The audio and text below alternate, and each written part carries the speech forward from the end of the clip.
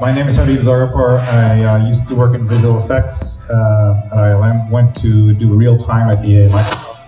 And now, after doing some stints doing virtual production tools with game engines while I was at Microsoft, I'm now at Unity continuing that passion. Hi, my name is Veronica. I'm a creative director at Quixotical. We made a 12-minute VR short cinematic VR experience using motion capture and basically all the resources you would use in a movie, except it's rendered in real time. Hi, I'm Chris. I'm the business development manager for XN, so this whole virtual human talk, the humans need motion. That's what we do, we make motion capture. Hi, I'm Ted.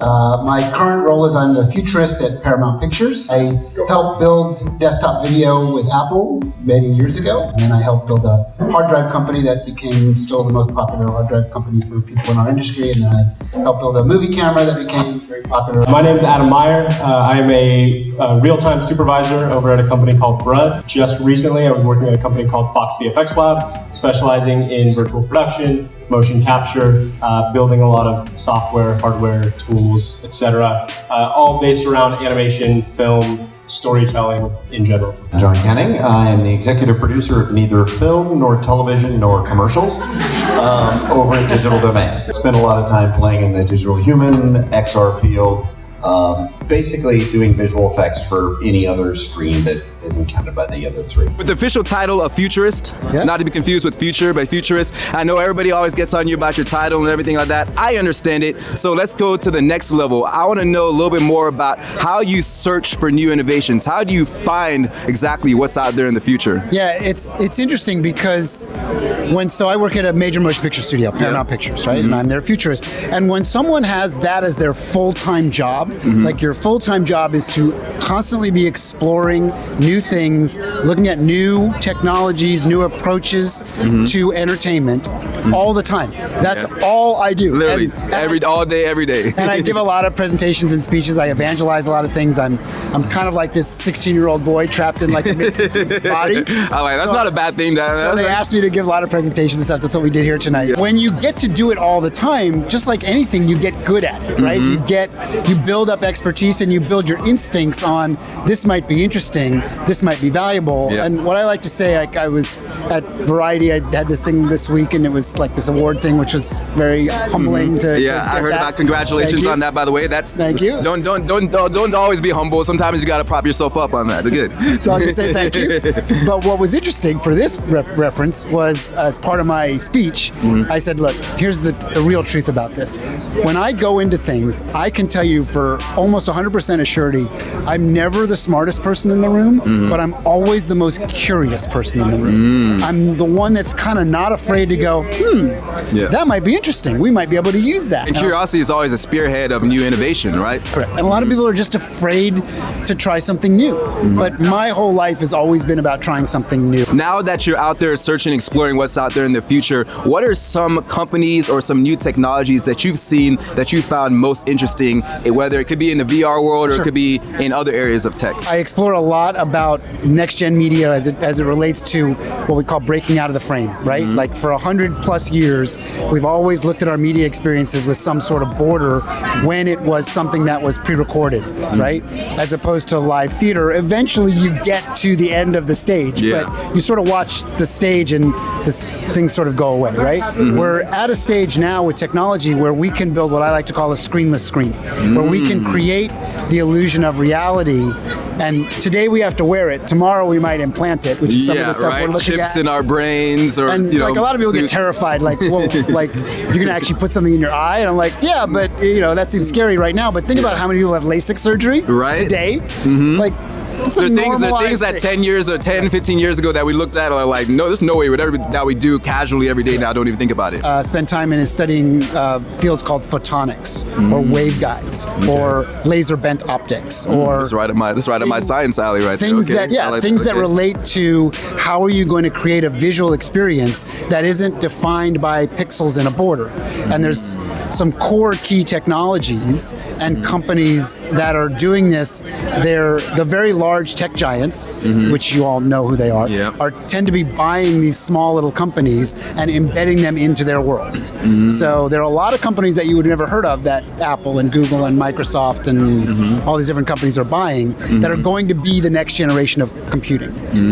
There's a really fascinating company that I spent a lot of time with down in Florida called Magic Leap that is building active silicon, active chipsets to create spatial compute environments and spatial entertainment environments. I spent a lot of time with a company in San Diego called Qualcomm that builds very, I'm familiar with Qualcomm. They do like the chips, right? Very advanced chipsets, and the big focus of them is virtual reality and mixed reality. They just announced an initiative today on their next generation chipset and what it can do. So the ICVR team clicked up with the Scan Truck team and basically created a digital version of myself. And the reason for this, the use case is basically you can drop it into a video game, you can drop it into a virtual reality experience or a game that way, you can drop it into a theatrical release of a project, a movie, short film, whatever. What I love is the fact is that you can live drive this stuff. Basically, you can take my model off, put another model of anybody you want, Martin Luther King, Darth Vader, and you can have them just live driving and being alive within your project in real time. They do a lot of this with The Mandalorian. I know we were talking. Yeah, we were talking about that. I have not seen The Mandalorian yet. It's on my list though. But do they use motion capture like this? Is that what they use on it? They actually do it a step a little further. They use real-time imaging. So they have the actors in a giant sphere of green screen. In real time, the actors are talking and running their lines, but what the production team sees is they see the actual set. They see, Tatooine or Mustafar or whatever, and then they'll say the scene doesn't work, make it nighttime. It's nighttime. Ooh, the levels to this. It's dope, and it's all in real time. So when they're ready to shoot, they just strike the set, they just erect it, and they go, cool, we know where everything goes, where the camera goes, let's get our actors in place and shoot. So they can shoot half the time now. The director's able to visualize the whole scene, right? Everything from beginning to end in a whole different space, whole different format, and then they can take it onto set and be able to produce the whole thing live. It's almost like choreographing it on the fly, right? It's using science in real time. I feel like, so I'm an 80s kid, right? I was born in the 80s. Yeah, 80s baby. Yeah, we out here. It is. Yeah. And for a long time, my imagination would always beat tech. Well, now I feel like we're finally at the time to where technology has beat our imaginations. There's almost nothing you can think of that we can't do in today's time. You got the screen here. Show us a little bit of your movements, different things that you can do on this motion capture. So we have him on a split-second delay on purpose, so I can make him basically completely tracked. Okay, all right, little dance. You gonna toss it to me? You gonna toss it to me? Oh, snap! Inside the Scan Truck, over 30,000 photos. Extrapolated those, compiled those together, made a blend shape, and then layered all the way from the bottom to the top using science. And basically recreated me in a digital space. So if you take this shirt, these clothes off, it is me naked from 100%. They scanned everything. Everything. Oh, TMI. Which is pretty cool. And now he can be dropped into Grand Theft Auto 5, 6, Red Dead Redemption, any video game. The new Spider-Man game, God of War, you can just drop this model. The uses are endless, right? Commercials, virtual reality, video games, TV, television. Anyone else, a woman, a female can come and drive this character. Even though it looks like me, she can just go ahead and fully drive him and make him do whatever the production team wants him to do. Walk it like you talk it, exactly. Virtual reality is a form of science. Technology is all around us. I'm just happy to see all the new advancements in technology and just see the places that technology can really go. If you're out there and you're watching this and you look like us, or you don't look like us, you're a different gender, you're a different size, you're a different creed, whatever, you can do whatever you want to do in today's time. We finally hit a pinnacle to where nothing should stop you from being able to do whatever it is that your heart desires. So if we can do it, you can do it. We need more people that look like us in this space, my man. Appreciate you, my man. Appreciate you. Hey, that right there is hip-hop science, baby. Let's go. Hip-hop science, hip-hop MD here. I'm with Veronica Flynn. How you doing? I'm doing good. Thank you very much for being a part of this panel. It's been amazing. Always love hearing stories from storytellers as well, and that's kind of your forte is storytelling. Tell us a little bit about your storytelling background, how you got into this whole tech realm. Well, a while back, many years ago, I started out as a QA game tester, working at a game company that was doing pretty cinematic-driven, narrative-driven content, and I wanted to just get into that, creating, immersive storytelling, whether it's games or movies. And I always wanted to be an animator. Yeah. And I also loved movies. I went to school for animation, interactive media. So taking all these different courses within film production, game development. Eventually, when VR started to happen, I just started working in that, transitioned to that, and thought up of ways, because I've always loved, as like world building type stories being told. And then one day my friend Tika was like, hey, let's just make something. So I was like, okay, I got a project. And so, luckily with my experience with Unity and, virtual production, we didn't have to like spend a ton of money. So not only did I know how to like write stories and write scripts, which is very important as a director, I also knew the process, which is very important. Going on the storytelling side, what do you see as the biggest differences between storytelling in traditional media and storytelling on the virtual side? Is there a difference? Is there a more unique way to tell a story on the virtual reality side of things? Virtual reality is tricky because people tend to look at different areas. A filmmaker is just composing shots and framing shots as seen as how they want to tell it, kind of like a writer writes their whatever they write. When it comes to video games, a lot of my favorite games, or a lot of people's favorite games that have like compelling characters and good stories, tend to be told in a traditional way that movies are kind of told. Like you'll have your gameplay, then you have your cutscenes. Yeah. And so whenever they have like a story moment, there's a cutscene. The way VR should be told is through the world versus character. It is important for people to be interested in the world and fall in love with the world and what happens to the world versus falling, like the character should be secondary and the world should be primary. I'm with co-founder of ICVR, Chris. Nice to meet you. Nice to meet you as well. Thank you so for much. coming. Yeah, thank you so much for having me. This has been an amazing event. We got to hear some awesome speakers talk about advancements in technology and specifically on the virtual reality side of things. Tell us a little bit more in general for people that are new to this about ICVR and some of the new things that you guys have coming up. Sure, yeah. ICVR is a software development company with a specific focus on AR, VR, and emerging technology. Yep. So we like to focus on the cool stuff and get our hands in a lot of stuff that people aren't doing.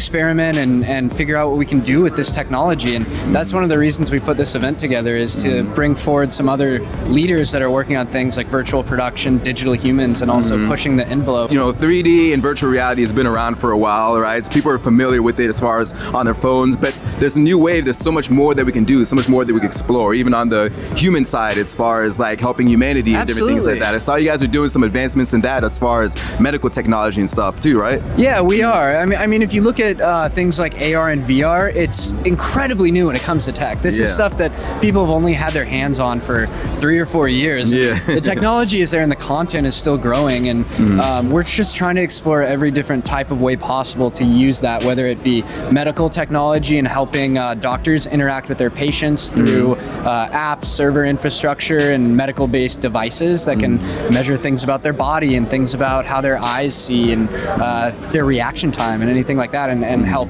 better people's lives as well as a result of that. And you guys have been doing a lot of work with Scan Truck. We've been following back and jumping back in there and seeing all the crazy work that they're doing with 3D scanning. What type of relationship has that fostered, and what type of things are you guys looking to do next in the future? Yeah, the Scan Truck guys are awesome, and we partnered together on our digital human project, which, if you saw that inside, is person live driving a 3D model of himself, or even somebody else wild, right? live driving that too. And that can be used for so many things: content production, live content creation, and so on. But the Scan Truck has been a key part of this.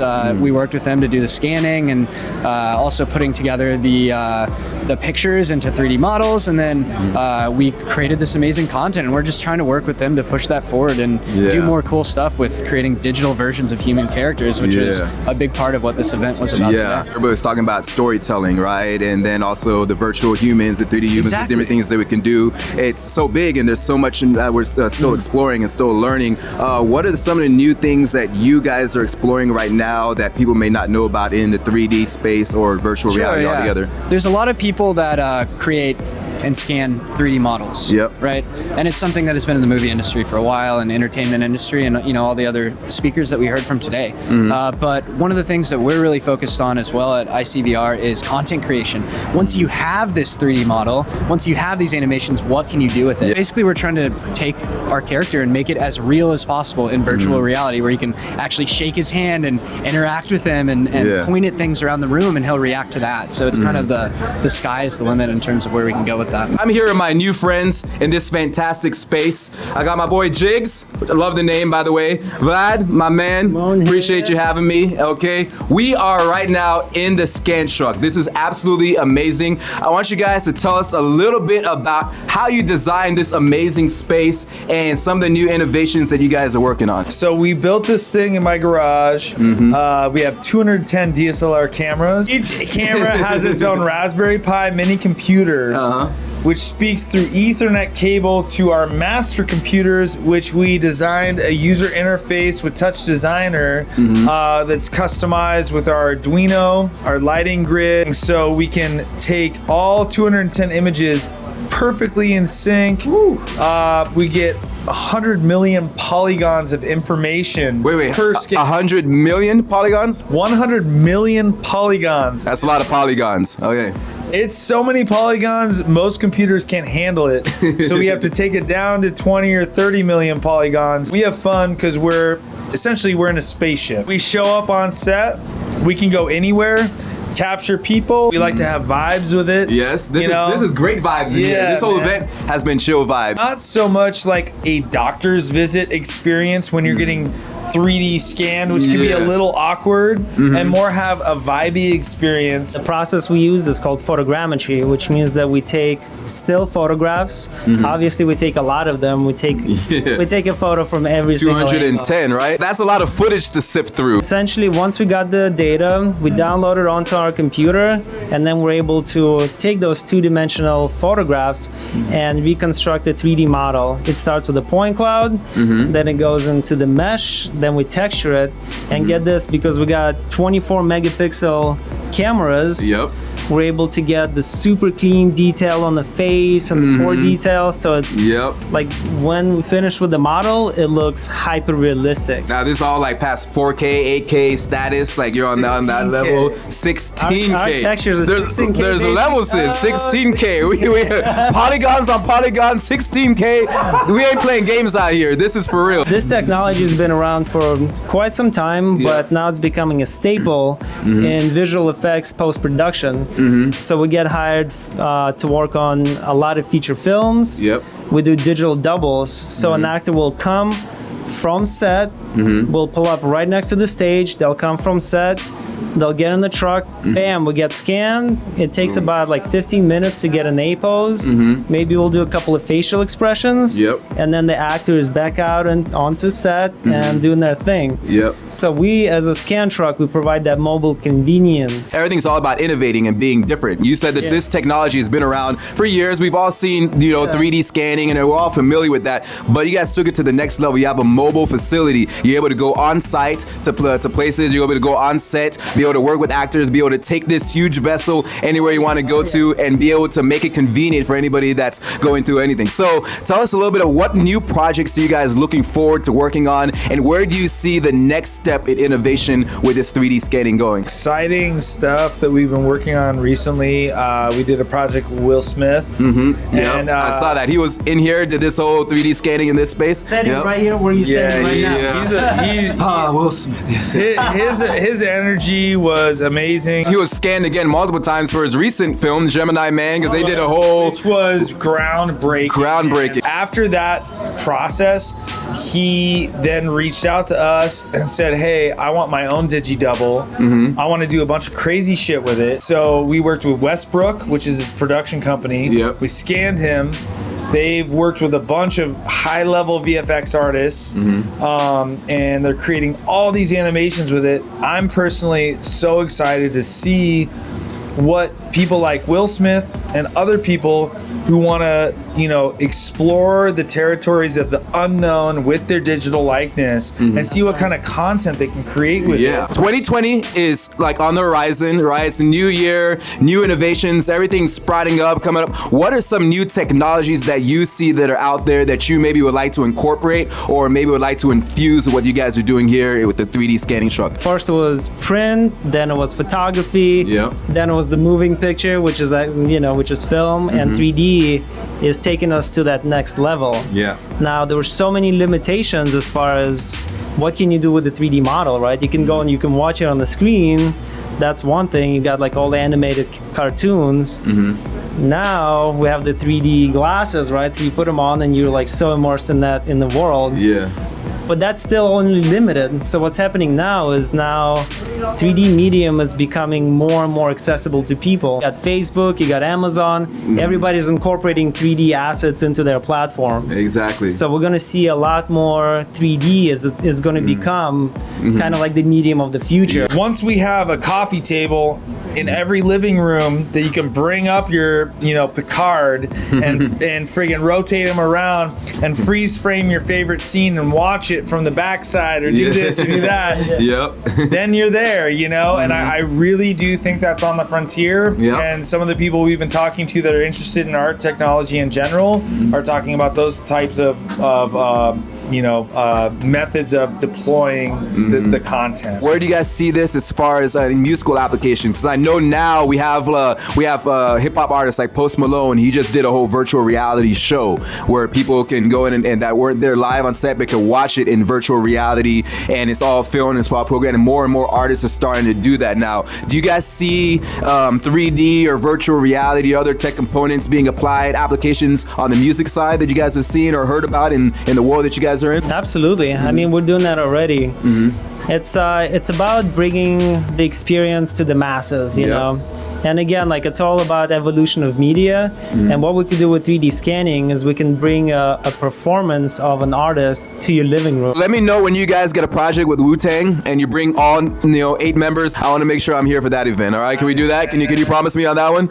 All right, cool. Thank you guys so much, my man. I appreciate you guys. You guys have been super cool, and it's so amazing when you can find cool people in technology that are open and are honest and can be able to help and be a resource and be able to help elevate this world of technology and be inclusive with everything. So I appreciate you guys. Likewise, thank you, bro. Thank you. Yeah. All right. Appreciate you, man. Thank you so Appreciate much. it. Hip hop science, baby. Let's go.